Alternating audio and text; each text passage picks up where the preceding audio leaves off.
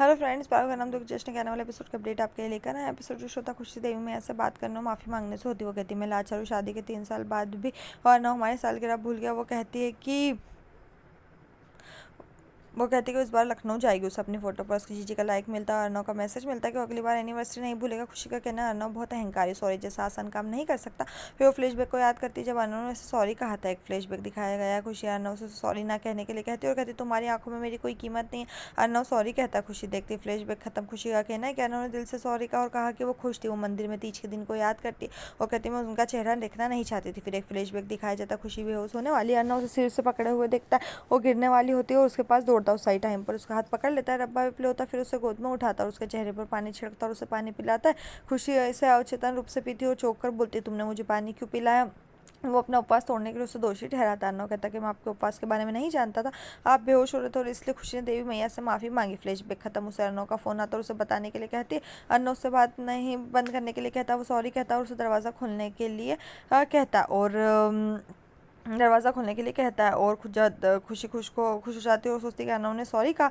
वो कहती है वो आपसे 2 चीज़ें पूछूंगी, अगर आपने सही जवाब दिया तो दरवाज़ा खोल दूंगी। वो उसे बताने के लिए कहती है कि उसके चेहरे के पास क्या लाया जिससे उसका चेहरा चमक उठा और उसका दिल पिघल गया। अर्नव उस घटना को याद करता है और जुगनू कहता है। खुशी कहती है कि शाम को तो तुमने मुझसे गुस्सा किया और कुछ ऐसा कहा जिससे मुझे खुशी हुई। वो क्या था? अर्नव याद करते हुए कहता है कि मैंने तुमसे कहा था कि I love you damn it. Arnav मुस्कुराता और कहता है कि मैं तुमसे प्यार करता हूँ। खुशी मुस्कुराती है, फ़ोन काट देती है और फिर दरवाज़ा खुलती है। अर्नव खुशी से उसे गले लगाता है। म्यूजिक बजता है। खुशी नाराज़ होने का नाटक करते हैं। अर्नव सॉरी कहता है और कहता है कि वो सब कुछ भूल जाता है, लेकिन वो उसके लिए कुछ बड़ा करना चाहता है। वो उसे गिफ्ट देता है और वादा करता है कि वो अच्छा होगा।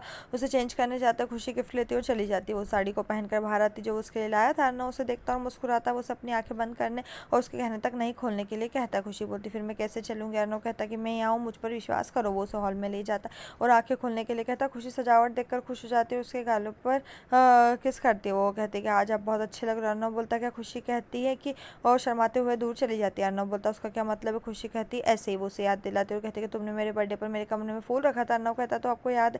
वो घटना को याद करते हुए नॉन स्टॉप बोलती है। अर्नव उसे रुकने के लिए कहता है। उसके साथ रोमांटिक रूप से डांस करता है। रब्बा भी प्ले होता है और आई लोग शेयर करते हैं।